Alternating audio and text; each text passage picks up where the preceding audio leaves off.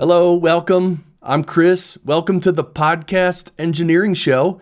This is the show where we usually talk about podcast audio production in great depth. But today's a little different episode. It's just going to be me recounting my experience opening and operating a brick and mortar podcast studio for 3 years. And there you see it behind me on the video. And by the way, if you're listening to the audio version of this, there's only 3 images I'm going to show, and they're all in the blog post for this episode. So you can see it on the website. And we're not going to talk too much about the images, but I thought this would be handy because, a lot of people actually believe that I can open up a local podcast studio and bring people in and record them and I can make money and all that. And you can. So that's why I wanted to give you my experience. I had the studio for 3 years. So let's get to it. I discovered podcasting in late 2011. I'm surprised I didn't hear about it before then, but I heard about it and I somehow found Cliff Ravenscraft, which many of you, from back in that era, a lot of people who got started in podcasting heard about it from Cliff, or when they went online to learn about podcasting, they found Cliff's show, which was really helpful back then. He doesn't do it anymore. So what happened was I heard about podcasting, and because of my background as an audio engineer, I immediately thought, well, I can do this. This is easy for me, right? This is easy compared to making records and recording music and all that. So I immediately had 100% confidence, right? So I started my own show. Just for the heck of it, really. I started it in my own apartment solely for the experience of starting a podcast, and that's called the Chris Curran Show. And I am I going to link to that in the show notes? I am. I'm going to link to that. So if you want to hear, it's like a little 20-minute monologue in my apartment. The first podcast recording I ever did. It's linked to in the show notes, so check it out if you want to hear that. It's pretty funny. I mean, it's not funny, but it's not even that bad. It's not great, but whatever. So very soon after that was the beginning of 2012, basically. And then very soon after that, I said, I'm going to open my own studio. So I was like, I'm going to look for a space, a retail space somewhere, or an office in an office building, and I'm going to open up a podcast studio. I'll get a bunch of mics and I'll be able to bring people in and sit them down and record and all that, right?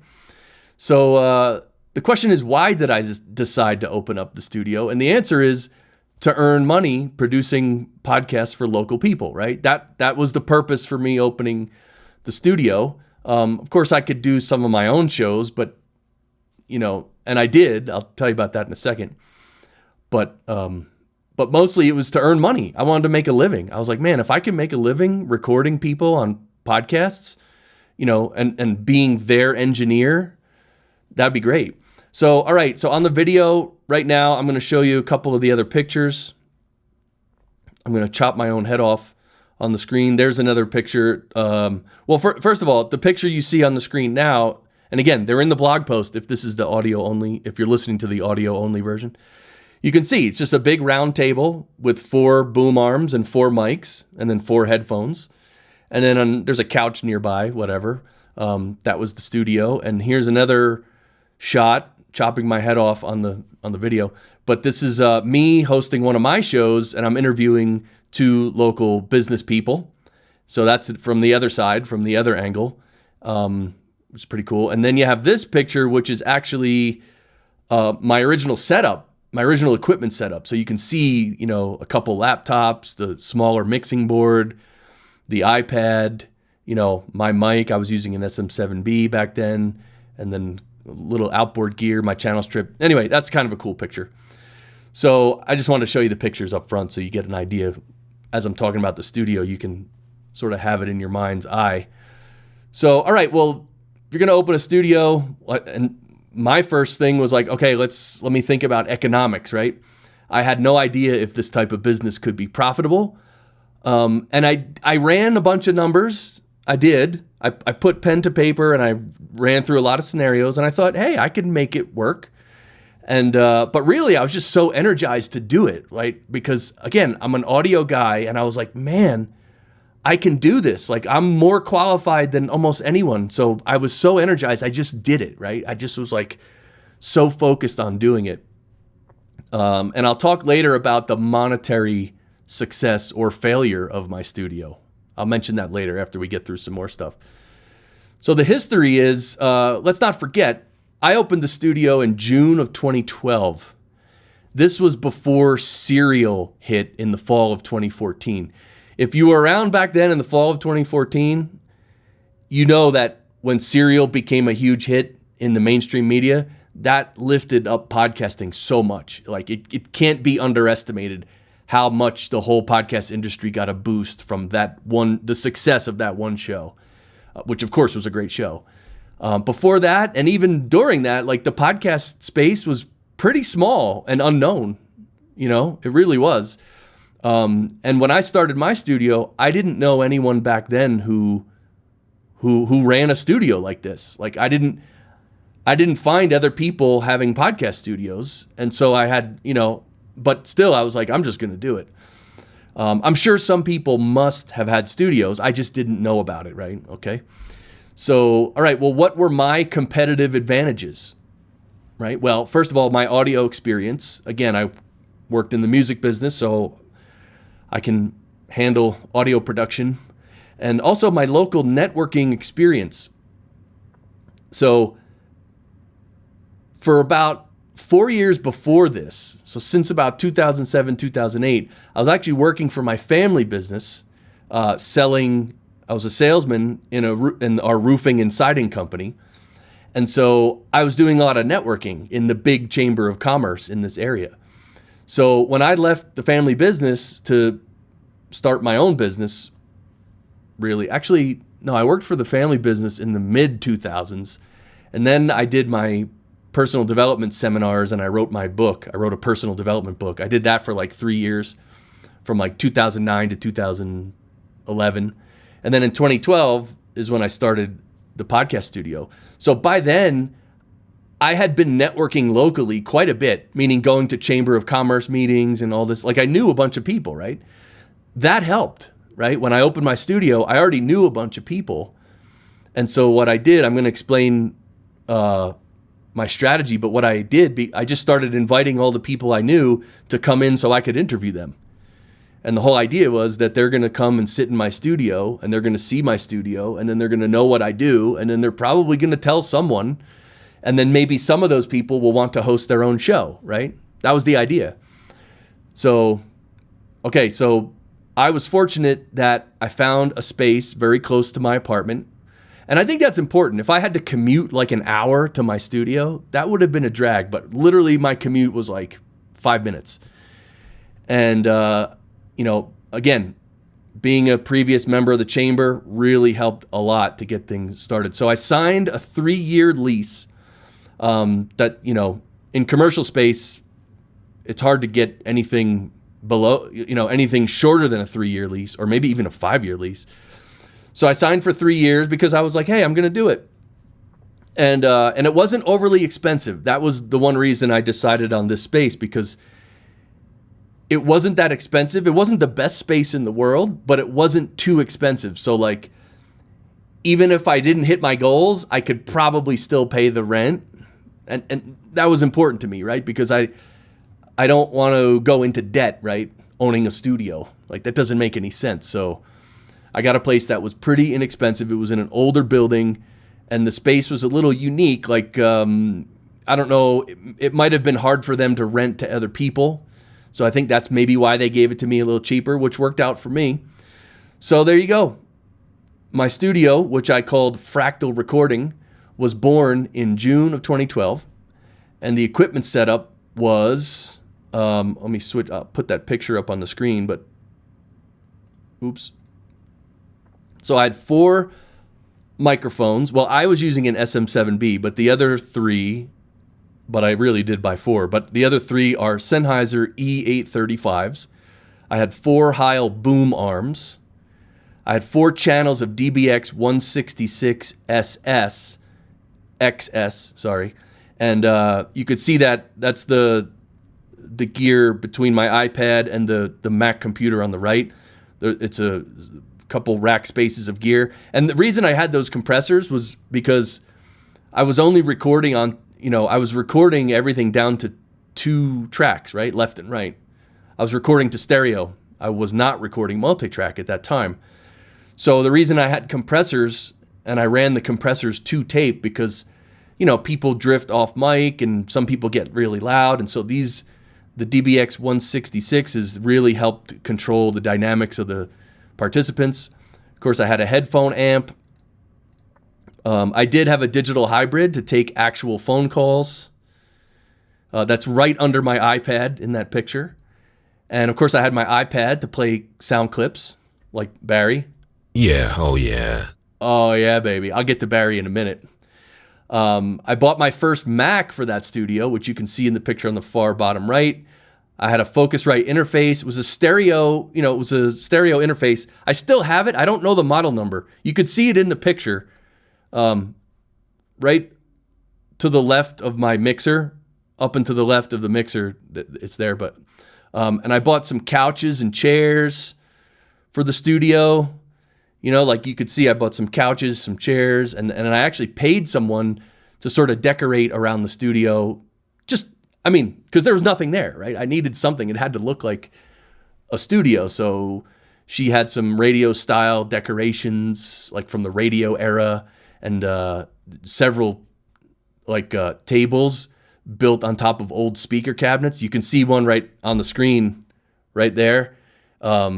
And you can see it in the pictures on the website if you can't see it here. But that's an actual speaker with a little tabletop on it. So I had 2 of those end tables, and I had one bigger coffee table with a big, huge speaker on the bottom. It was pretty cool. All right. So now I had my studio, and I was like, all right, well, and this was, of course, I planned this in advance to start a bunch of shows myself so that on my website, so on the Fractal Recording website, it would list like, hey, we have this show. Like you could at least see 3 or 4 shows that the studio was producing. I didn't want to have the website have 0 shows, right? That doesn't look good. So I started a few shows on my own. One of them was the local business networking show, which was called Business Beat Radio. And that was the show where I just invited all the local people from the Chamber of Commerce to be on my show. So like every day I'd interview 1 or 2 guests or whatever I could. Maybe one. I think I averaged 1 day. But that was pretty cool because to get to know people. And from that, by the way, from bringing those people in, I did have eventually 4 or 5 clients sign up to host their own show. And then they would come into the studio, they'd bring their guest with them. And then the host and the guest would sit down right at that table. And I would sit there and engineer the session, and they would sit there and talk. It was great. I also started another show called Social Media Unscrambled, which was a big hit. That's where we first started using the Barry clips. Yeah. Oh, yeah. That's right, Barry. I started another show called The Geezer and the Geek with Doc South. I started my Mystic show, which I still have. That's a show that I started in 2014 or 2013. I don't know. And it's all about spirituality. I still do episodes of that from time to time. So if you're into like meditation or spirituality, check out the Mystic Show. I did one called Career Buzz Radio, which I had a co-host for. And I did one called Senior Care Radio, which I had a co-host for. So that was another. So some of the shows I hosted myself, but other shows, what I would do is I would say, like the Senior Care Radio show. There was a woman who, she was in the senior care industry. She had a private company that helped seniors find good care and help families place their, mothers and fathers who were elderly into homes that were good. She ran a business doing that. And so I met her and I said, look, let's host a show. You can be the expert on the subject and I'll be the sort of like the host guy, right? Just someone else who's there to open the show and whatever, and then prop her up as the expert. So I did several shows like that, like the career show, the senior care show. I also started my own internet radio station. partially because I just wanted to do it. And I found a way to do it, and it only cost me, I forget how much I was paying. It was like $40 a month, maybe $50 a month to maintain an online radio station. And I put in all my music tracks, and they were all being played on internet radio, and all the royalties were being taken care of by this company that I found to take care of all that. And then we would also stream live on my internet radio station. Audio only, obviously. It's on the radio. It was on the radio, on the internet radio, of course. So that was fun. I just did it just to do it. And I had that running for, I don't know, maybe like a year, maybe a little less. And then I just turned it off because, streaming live, even with video, anytime you stream live, in the beginning, it's hard to get people to tune in, right? And especially for like internet radio station. So, but again, I did it just because I wanted to do it, right? So to have the experience. So like I said, I was attending a lot of the Chamber of Commerce events, and most people, I would invite them to come on my business show, right? And so they could see my studio. And here's the thing, back then, again, 2012, 2013, most people didn't even know what a podcast was. Like literally. Like probably 90% of people, they literally didn't know what it was. They might have heard the word. Some people have heard the word podcast, but they didn't know what it was. So back then you had to actually tell people about it. And I think that's one reason why in the end, I got a bunch of clients, but I didn't grow my studio to where I wanted it. And I think it was partially because I was just too ahead of the curve. Like I was doing podcasting when podcasting hadn't blown up yet, right? So it was just timing. I was a little too early, I think. Now you don't have that problem, right? All right, so of course at the studio, I met Barry. Yeah, oh yeah. Barry was the maintenance guy for the buildings in the complex. There was like 4 or 5 office buildings. Barry was the maintenance guy. Great guy. He was an older gentleman, sort of, I would say pretty close to retirement age. Like I think he was just, kind of like a handyman maintenance guy. And he would stop by my studio a lot of times. And if I wasn't busy recording, he would come in and sit down and just chat with me. And he would sort of also like hide and kind of take a break, right? So he would come in and sit behind the wall. So, because again, he's an older guy, he's a maintenance guy. At times he just wanted to sit down and relax for 10 minutes. So it was cool. So him and I would talk, and that's where I eventually, because his voice is unbelievable. Yeah, oh yeah. I mean, come on, man. So like after a while, I started breaking out a microphone, and I slowly moved it toward him, and he didn't care. I told him I was recording him every time. He's like, "Oh, I don't care." He's like, he didn't really know what I was doing, but he's just a nice guy, and he, so we have so many sound clips of Barry. Barry, what? And so Barry's, usually I pretend that he's here in the room with me, and I ask him questions. So it's like, Barry, what do you think about this episode so far of me giving all the backstory to the studio? There's no activity, no giggle, no nothing. Oh yeah. Yeah, so I have like so many sound clips. Oh, forget it. So many classics. I mean, nah, it ain't gonna happen. Yeah. Barry, what do you think of this section of the show? It's a mess. Yeah, exactly. It's a mess. All right, so anyway, Barry was great. And actually, I went to New Jersey about a month ago at the end of 2021 to visit family. And I drove by the building, and I think that the smaller building I was in, I didn't see any cars there. And we drove by twice.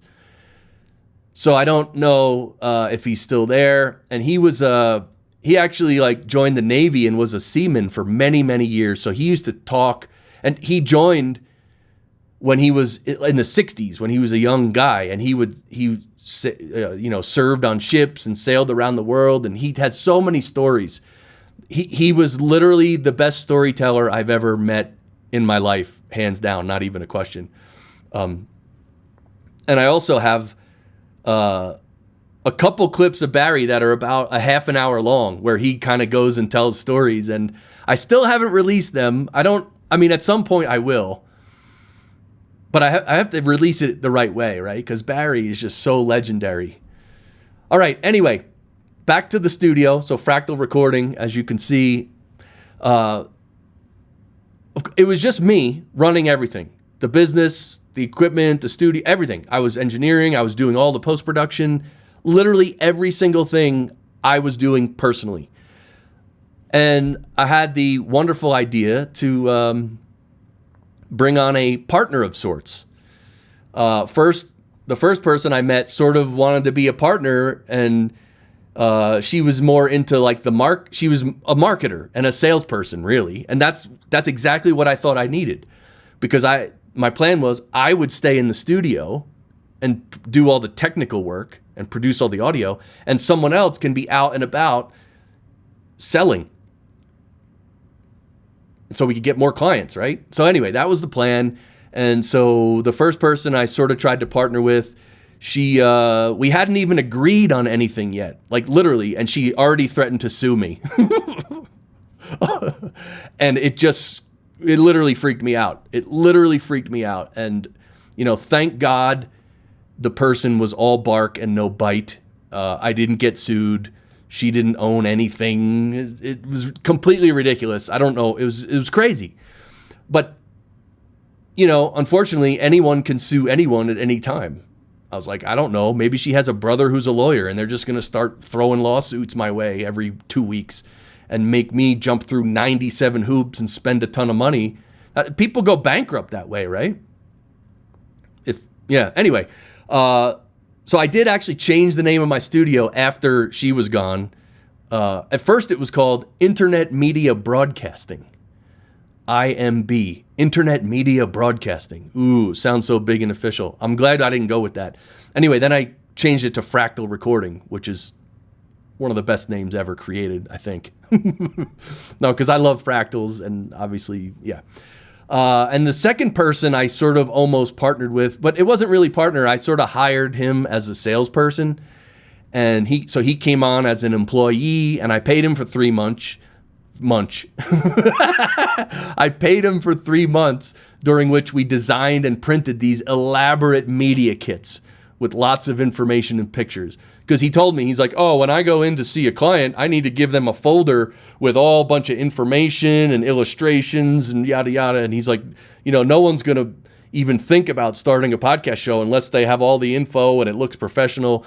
So we printed 1,000 of these media kits. It cost me, I don't even know, at least $3,000 or $4,000, maybe $5,000. And at basically the first 3 months, he didn't sell anything because we were sort of getting the media kit together and different stuff.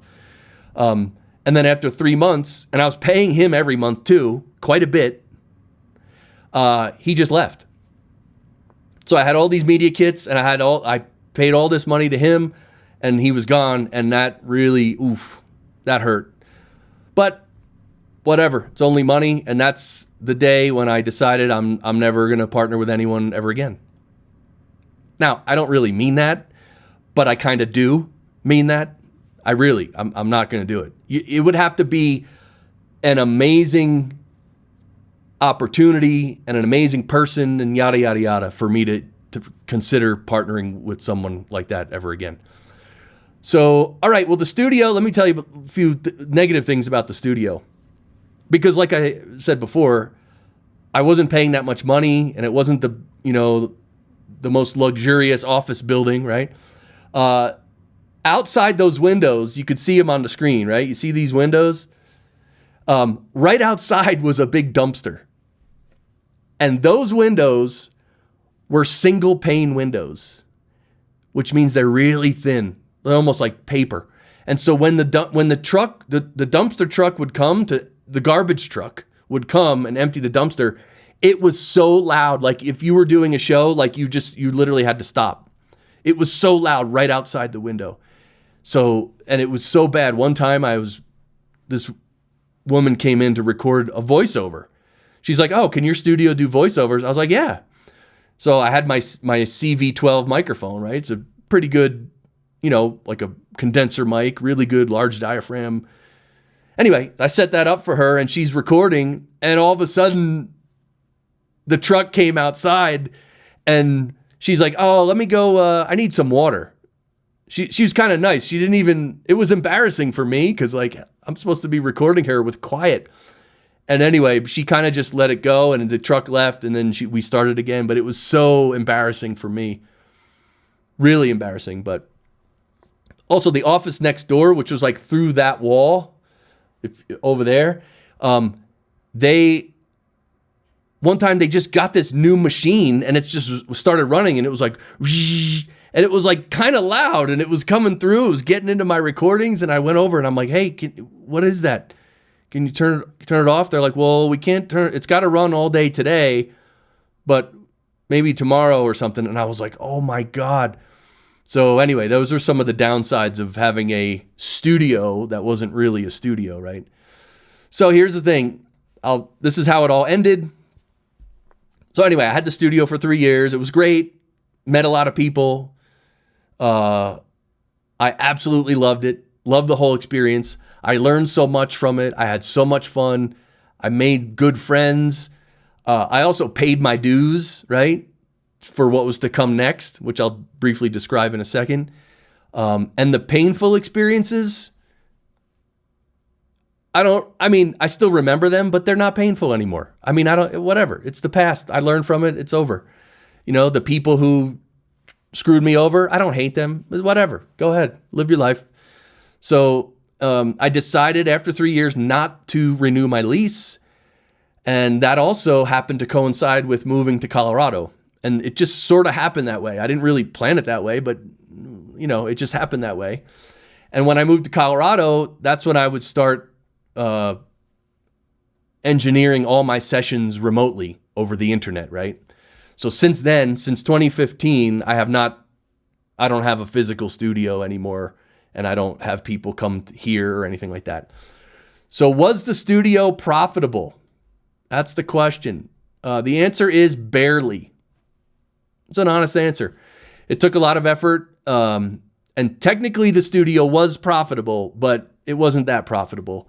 If I had a good salesperson who could have been out there selling people on starting their own podcast to help market their business, like if we had, instead of having 5 or 6 clients, if we had like 30 clients, we would have been doing just fine. But the universe is funny. This is funny. As soon as we moved to Colorado, I got a call from a New Jersey business that was very close to my studio, and they wanted to start their own podcast. But off the bat, they told me, look, we know you have a studio, but we don't want to come into your studio. We want to do it from home. Can we do that? Is that okay? And I was like, that's amazing, because actually I don't have my studio anymore and I'm doing everything remote. So it was like a perfect fit. I immediately got the new client, like literally within 2 days of moving into this house. So it was like the universe, speaking to me. And then of course, within about 5 months from then, that's when I got my, the big contract with Forbes to produce their entire podcast network, which that lasted about 6 or 8 months in 2016. And that was really great. That's the client that sort of, pushed me into raising my rates more and getting bigger companies as clients, right? That want to pay a higher rate. So yeah. So what did I learn? Well, I learned that when you can be successful at something, you just have to be bold and keep working at it and keep adapting. So, this happens to everyone who's successful. I just realized, is my camera pointing too far down? Anyway, anyone who's ever successful, you know what they do? They put their head down, they focus, and they work really hard for years. Years, not a month, not 1 year, 3, 4, 5 years. And those people are successful. You can't stop someone like that. So eventually you will arrive in a place, like this is like almost like life advice, right? If you have a goal and a vision, you set out to achieve it. And eventually you will arrive in a place where you are making a good living doing something you love. Although that place where you end up, it's definitely not going to be the place that you originally had in mind. So this is the thing about life, right? We can push forward to achieve a goal we want to achieve. But the universe, everything, you don't know what's going to happen in 5 minutes, let alone if you're going to achieve your 3 or 5 year goals. So the universe, life happens and you end up being successful as long as you're pursuing a worthy goal and a worthy ideal. So that's what I learned from, I didn't learn it from opening this studio, but it was reinforced, right? That I can make a career out of this. And okay, I thought I was going to be in that physical studio forever, but of course I wasn't. But everything's fine. Everything's great. I mean, and these days I'm even doing less production work. I'm doing more teaching at Podcast Engineering School, which, by the way, what a segue. Oh, the kid is hot. Anyway, the next Podcast Engineering School starts on April 19th, 2022. So anyway, if you want to produce podcasts from home and make a great living, or if you have maybe one of your children who's in their early 20s or mid 20s, they don't know what they're doing with their life. Hey, learn how to produce podcasts from home. You can make a lot of money. If you know what you're doing. So also, here's another call to action. This is a weird one, but I'm going to say it. I actually have an idea for a very specific podcast production business. But I can't do it alone. And I know I just said I'll never partner with anybody, but collaborating's different. So if you're looking to making money in podcast production or something, and you already know what you're doing, like if you can produce podcasts, and you have, and whatever, and you're interested in maybe hearing my business idea and maybe whatever, maybe collaborating or something. Nothing is in stone, obviously. Everything's all up in the air. But I just have a great idea, and I'm not going to do anything with it if I need someone to help do it. So if you're that person, or if you know someone, reach out to me on the website, podcastengineeringschool.com. Just go to the contact page, send me a note. But you have to be serious, though. Again, and it would be like almost like a 3-year type of commitment, right? Not really 3 years and not really a commitment, but that has to be the mindset when you start a business, right? Like, we're going to do this, we're going to do it and do it right, whatever. Anyway, I don't know if that sounded silly, but whatever. All right, well, that's it. So thank you for listening to the Podcast Engineering Show and watching on YouTube. If you thought this was interesting, you can share it if you want. But I appreciate you listening and watching. And I will be back. I'm scheduling a few interviews now, so I will, in the near future, have more episodes where I'm interviewing someone. I'm going to do some short interviews on YouTube with video, with guests showing their screen. And I'm also going to do some more longer interviews, audio only, for the podcast feed, because I don't want to do everything on video, because then the audio podcast is really weird. I don't know. That doesn't make sense. All right. That's it. I'm done. I'll shut up now. Thank you. All right. We'll see you. Bye.